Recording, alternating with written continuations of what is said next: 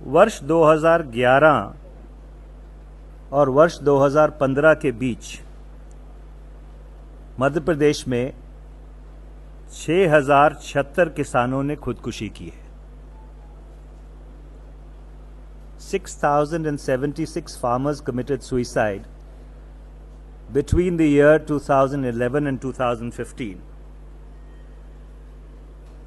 ये आंकड़े मेरे नहीं हैं, ये आंकड़े हमारे नहीं हैं, ये नेशनल क्राइम रिकॉर्ड्स ब्यूरो के आंकड़े हैं।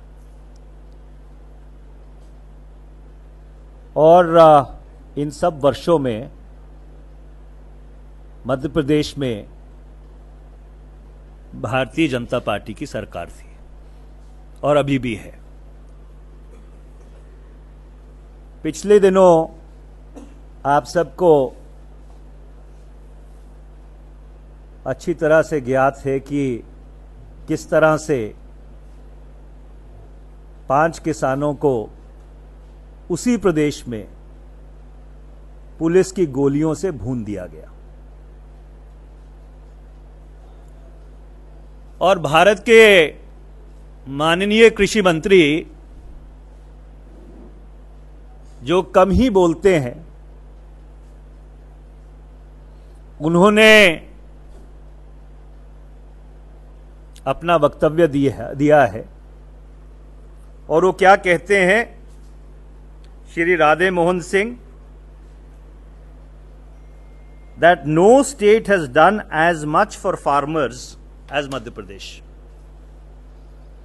कि किसी सरकार ने, किसी प्रदेश ने किसानों के लिए उतना नहीं किया जितना मध्य प्रदेश ने किया है। इससे बड़ी असंवेदनशीलता और क्या हो सकती है। ऐसा शर्मनाक बयान कि जिसकी कड़ी से कड़ी शब्दों में भी निंदा की जाए तो वो कम है। भारत के कृषि मंत्री के पास समय नहीं था कि वो मंदसौर जाते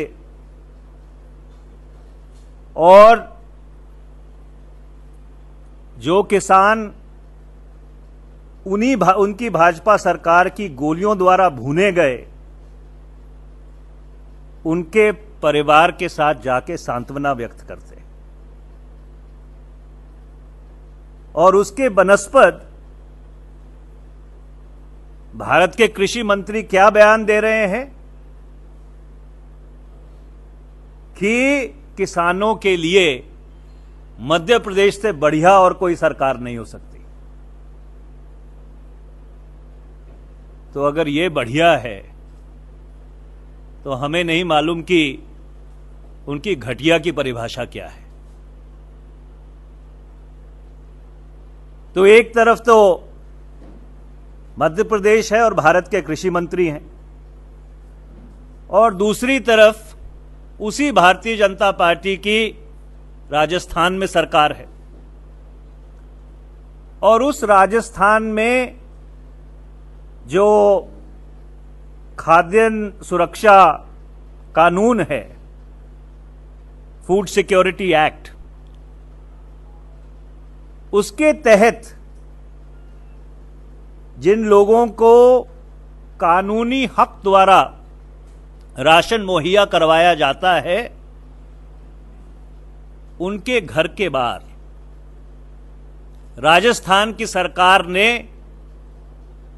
इश्तिहार पेंट करवाए हैं। और उस इश्तिहार पे क्या लिखवाया है कि मैं अत्यंत गरीब हूं और इसीलिए मैं सरकार की चैरिटी का पात्र हूं। ऐसा घिनौना मजाक इस तरह से भारत की गरीब जनता को जलील करना, इससे बड़ी और कोई त्रासदी नहीं हो सकती। राजस्थान की सरकार या किसी भी प्रदेश की सरकार अगर खाद्यान्न सुरक्षा कानून के तहत राशन मुहैया करवाती है तो जिन लोगों को वो राशन मिलता है वो उनका कानूनी हक है, कोई खैरात नहीं है जो भाजपा की सरकार बांट रही है।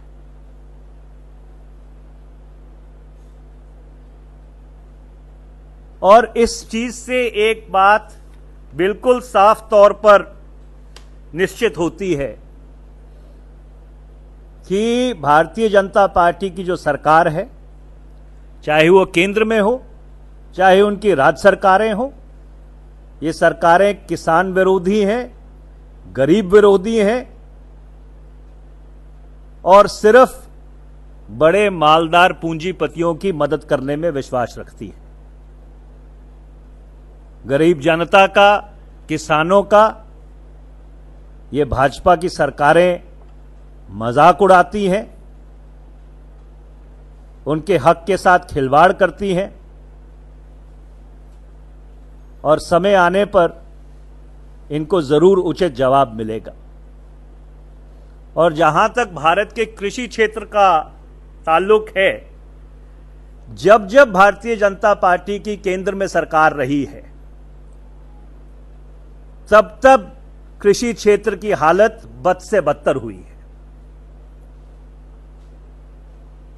हम आपको याद दिलाना चाहते हैं कि पिछले 4 दशकों में शायद एक ही ऐसा वाकया है या एक ही ऐसा साल है जब कृषि का वृद्धि दर नकारात्मक रहा, और वो वर्ष 2001-2 था जब केंद्र में एनडीए की सरकार थी, भाजपा की सरकार थी, और कृषि का वृद्धि दर उस समय -2.2% था।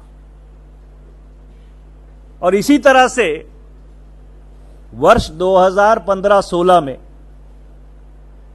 जो कृषि क्षेत्र है वो सिर्फ 1.2% की वृद्धि दर से बढ़ा था। तो कुल मिलाकर भाजपा और एनडीए सरकार का लबोलबाब यह है कि जब इनके हाथ में सत्ता की बागडोर आती है, सबसे ज्यादा भारत का किसान, भारत का मेहनतकश मजदूर और भारत का युवा पिसता है। जहां तक जीएसटी का सवाल है, जीएसटी एक बहुत ही गंभीर मुद्दा है और 1 जुलाई 2017 से क्रियान्वित होने जा रहा है और उसके बाद पता चलेगा कि इसका आम जनता के ऊपर क्या असर पड़ता है। तो सेलिब्रिटी इंडोर्समेंट्स एक जगह है, किसी भी कर का असली मूल्यांकन तब होता है जब उसका प्रभाव जनता पर देखा जाता है। तो हमें लगता है कि 1 जुलाई और उसके जो आने वाले दिन और महीने हैं उनकी प्रतीक्षा की जाए तो दूध का दूध और पानी का पानी अपने आप हो जाएगा।